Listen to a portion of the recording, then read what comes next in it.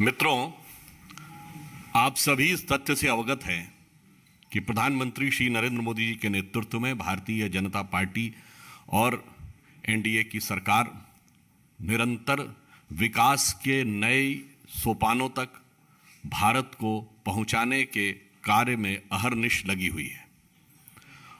और न सिर्फ विकास के मार्ग प्रशस्त हो रहे हैं, परंतु उसी के साथ साथ हमें जन समर्थन भी मिलता जा रहा है। एक के बाद एक होने वाले राज्यों के चुनाव भी इस तथ्य को प्रमाणित कर रहे हैं अथवा इसकी गवाही दे रहे हैं।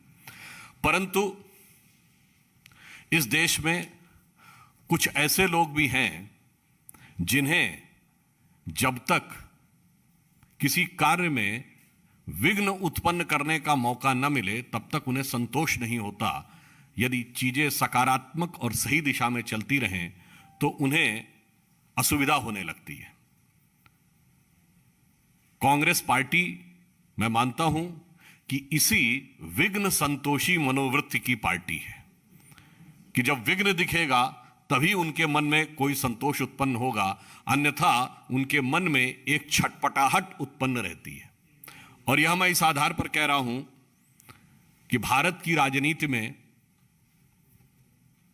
भ्रष्टाचार, परिवारवाद और घातक तुष्टीकरण से भरे हुए अल्पसंख्यकवाद के युग प्रवर्तक और सभी तथाकथित सेकुलर दलों के पथ प्रदर्शक कांग्रेस पार्टी यदा कदा प्रपंचपूर्ण प्रवचनों की मुद्रा में रहती है, प्रपंच से भरे हुए प्रवचन की मुद्रा में रहती है और किसी न किसी भी प्रकार से अनर्गल निराधार आरोप लगाने की चेष्टा करती है। परंतु आज मैं यह बात आपके सामने रखना चाहता हूं कि जब हमने यह कहा कि वो भ्रष्टाचार, परिवारवाद और तुष्टीकरण के युग प्रवर्तक थे, तो ये एकमात्र राजनीतिक दल हैं जिनके वर्तमान अध्यक्ष और पूर्व अध्यक्ष दोनों एक केस में बेल के ऊपर है। और महत्वपूर्ण बात क्या है कि वो नेशनल हेराल्ड केस है। अगर आपको उस चीज का तथ्य याद हो तो मैं एक फैक्ट रखना चाहता हूं। नेशनल हेराल्ड केस पे कुल कितने का ऋण था? 90 करोड़ रुपए का। और 90 करोड़ रुपए का ऋण कांग्रेस पार्टी का वह संगठन नहीं पे कर सकता था जिसके 3-3 अखबार चलते थे। और जब इनकी सरकार थी, यानी उन तीनों अखबारों को यदि 10 वर्ष में केवल 30-30 करोड़ रुपए के इन्होंने सहायता पहुंचाई होती तो 90 करोड़ आसानी से हो सकते थे। और मजे की बात यह है कि उसी समय में राजीव गांधी फाउंडेशन को 100 करोड़ रुपए की सहायता पहुंची है। क्या यह बात आपको असहज नहीं लगती है कि यदि एक उनके निजी फाउंडेशन को सरकारी विभागों तक से सीधे सहायता मिल सकती है? प्रधानमंत्री नेशनल रिलीफ फंड से एक नहीं 3 बार राजीव गांधी फाउंडेशन को सीधे सहायता मिलने के का उल्लेख रिपोर्ट में है। 2006-7, 2005-6, 2006-7, 2007-8। इतना ही नहीं, चीन के दूतावास से भी आर्थिक सहयोग मिलने का है। और भारत के सांप्रदायिक सौहार्द के सबसे बड़े खलनायक डॉक्टर जाकिर नायक के भी संस्थान से बस ले ही लिया था कि आलोचना हुई और खतरनाक गेंद देखकर उन्होंने अपने कदम वापस क्रीज में खींच लिए, अन्यथा उन्होंने वह कार्य कर ही दिया था। अब मेरा सवाल यह है कि यदि इतनी सारी आपको आर्थिक सहायता राजीव गांधी फाउंडेशन को दिलवा सकते थे तो नेशनल हेराल्ड को क्यों नहीं? जबकि वहां तो आप सीधे, वो एक समाचार पत्र था, आप विज्ञापन तक देने के अधिकृत थे।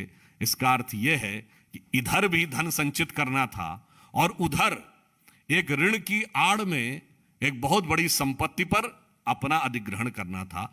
यह मैंने सिर्फ इसलिए बताया है कि यह दो तरफा भ्रष्टाचार का एक उदाहरण बनता है, यह एक तरफा भ्रष्टाचार का नहीं। और भारत के इतिहास में यदि पहली बार प्रधानमंत्री सीधे भ्रष्टाचार के आरोप में घिरे तो वो कांग्रेस के ही प्रधानमंत्री थे, स्वर्गीय राजीव गांधी, बोफोर्स के मुद्दे पे। यदि भारत के इतिहास में पहली बार पूर्व प्रधानमंत्री को कोर्ट ऑफ लॉ में खड़ा होना पड़ा भ्रष्टाचार के आरोप में, तो वो थे श्री पीवी नरसिम्हा राव। और पहली बार यदि इस देश में एक्सीडेंटल प्राइम मिनिस्टर बना जिसके दौरे हुकूमत में फैटल करप्शन हुआ, तो वो थे कांग्रेस के डॉक्टर मनमोहन सिंह। और बताइए, सुरेंद्र नाथ बनर्जी, उमेश चंद बनर्जी, महादेव गोविंद रानाडे, फिरोज शाह मेहता, लोकमान्य तिलक, गोपाल कृष्ण गोखले, महात्मा गांधी, मदन मोहन मालवीय वाली कांग्रेस आज कहां खड़ी है कि वर्तमान और पूर्व अध्यक्ष दोनों एक भ्रष्टाचार के आरोप में बेल पर हैं। क्या यह स्थिति कांग्रेस को किसी भी प्रकार का कोई नैतिक आधार देती है कि वह देश के विषय में कुछ बोल सके? और मैं यह भी कहना चाहूंगा, मुझे ऐसा लगता है कि ये जिस प्रकार के बातें की जाती हैं, यह विकास के कार्यों से सकारात्मक दिशा में आगे जा रहे देश का ध्यान बटाने के लिए अथवा उनका मनोबल गिराने के लिए किया जाता है। यह भी संभव हो सकता है कि उनकी खुद की जमीन जो दरक रही है G23 से लेके, जो रीसेंट डेवलपमेंट है गोवा का, मतलब G5 या G6, G7 जो भी आप कहिए, तो G23 से लेके और G6 G7 तक जो कुछ घटित हो रहा है, वो जमीन खिसकने पर भी जमीर नहीं जाग रहा हो, तो शायद इसलिए यह होने की संभावना है। अतः मैं अंत में यह कहना चाहूंगा कि भ्रष्टाचार के आरोपों में आकंठ डूबी हुई कांग्रेस जिस विषय को लेकर भ्रष्टाचार के आरोप में है, क्या वो ये बताएं कि यदि वो अपने एक संस्थान को अपने शासनकाल में इतनी सहायता दिलवा सकते थे, तो मात्र उसके मुकाबले कम ऋण के लिए वो दूसरी संस्थान को सहायता क्यों नहीं दिला सकते थे, अथवा यह दोनों संपत्तियों को हड़प करने का एक मैकेनिज्म यानी एक डिवाइस था या नहीं। धन्यवाद। देखिए, कांग्रेस ने अपने प्रेस कॉन्फ्रेंस में खुद ही यह शब्द बोला है कि उनके अनुसार एक क्षेत्र पर चीन आ गया और चीफ ऑफ डिफेंस स्टाफ ने इसको नकार दिया। अब मैं कांग्रेस से प्रश्न पूछना चाहता हूं, क्या आपको भारत की सेना अध्यक्ष के द्वारा दिए गए उत्तर पर भरोसा है या नहीं? भारत की सेना पर आपका यकीन है या नहीं? अथवा आप सेना अध्यक्ष के दिए गए बयान के ऊपर भी राजनीति करना चाहते हैं क्या? हमें इसका उत्तर चाहिए।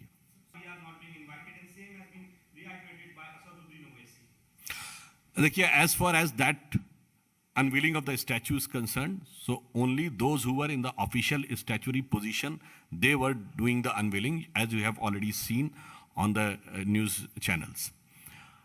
And as far as Asaduddin Owaisi is concerned, तो भाई ऐसा है कि उनके लिए तो ये है कि वो तो एक परमानेंट परपीचुअल परेशानी की मुद्रा में रहते हैं, उनको किस चीज़ से प्रॉब्लम नहीं है। तो उनके लिए तो मुझे वो लाइन याद आती है कि जैसे हम लोग के यहाँ माना जाता है ना, धन्वंतरी वैद्य हैं जिनके पास सारा वो है, वैसे ये माना जाता है वहाँ की एक हकीम लुकमान है, उनके पास हर मर्ज की दवा है मगर वहम की दवा नहीं है। तो मैं ओवैसी जी के लिए कहना चाहूँगा कि इसमें क्या रखा है देखे है जो तू आन के पास, बदगुमा वहम की दारू नहीं लुकमान के पास। आपको तो हर चीज में यही नजर आता है। तो निरंतर नकारात्मक दृष्टिकोण से प्रेरित अपनी मजलिस बनाए रखने के लिए और चलाए रखने के लिए वो सदा सर्वदा देश के राजनैतिक, नैतिक, सामाजिक, सांस्कृतिक, संवैधानिक मूल्यों पर आक्रमण करते रहते हैं। वो आदतन और फितरतन करते हैं।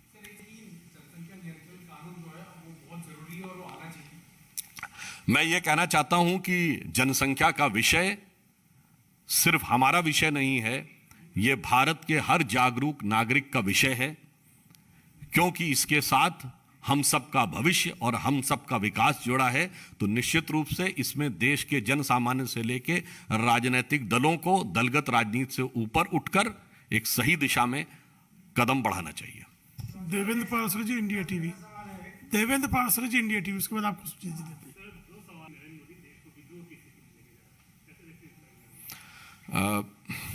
मुद्दई लाख बुरा चाहे तो क्या होता है, वही होता है जो मंजूर खुदा होता है। वो सोचते रहने दीजिए कि क्या होने वाला है। सर, आपने कहा कि कांग्रेस दरकने लगी है, जीत गई, इसके बाद गोवा में भी जीत, 5-7 जो भी, तो बाकी जो स्टेट है वहाँ पर क्या देख रहे हैं? नहीं, हमें कुछ नहीं देखना, देखना तो उन्हें है। मगर मजे की बात यह है, वो आजकल फ्रेज यूज करते हैं DDLJ, हैं, दिल वाले दुल्हनिया ले जाएंगे। उन्हें समझ ही नहीं आया तो ले गए, और पैसे वाले देखते रह गए। जनता ने तय कर लिया कि जो दिल के लोग थे उनके साथ दिया, पैसे वाले देखते रह गए। और कांग्रेस की स्थिति क्या हो गई, मुझे इसलिए याद आता है कि ये फ्रेज, ये short form of long titled films हम लोगों के बचपन में शुरू हुआ था। तो अगर आप लोगों को ध्यान हो, पहली कौन सी फिल्म थी जिसमें ये फ्रेज यूज हुआ था कि लंबा नाम और 4 लेटर्स का, वो जैसे DDLJ था। पहली फिल्म थी QSQT, कयामत से कयामत तक। तो आज कह तो वो ये रहे हैं, और कांग्रेस की स्थिति है कि अपने अंदर देखें तो कयामत से कयामत तक का हाल है। मैं उन्हें याद दिलाना चाहता हूं कि कांग्रेस NCP की गठबंधन सरकार ने महाराष्ट्र में जैन समुदाय के पर्वों के दौरान 1 दिन 2 दिन नहीं, पूरे के पूरे 15 दिन के लिए उन क्षेत्रों में और उन नगरों में मांस की बिक्री पर पूर्णतः प्रतिबंध लगाया था। तो ये एक सहज स्वाभाविक बात है जो पूर्व में भी अन्य सरकारें करती रहीं। इसको लेकर राजनीति नहीं करनी चाहिए। तो धन्यवाद।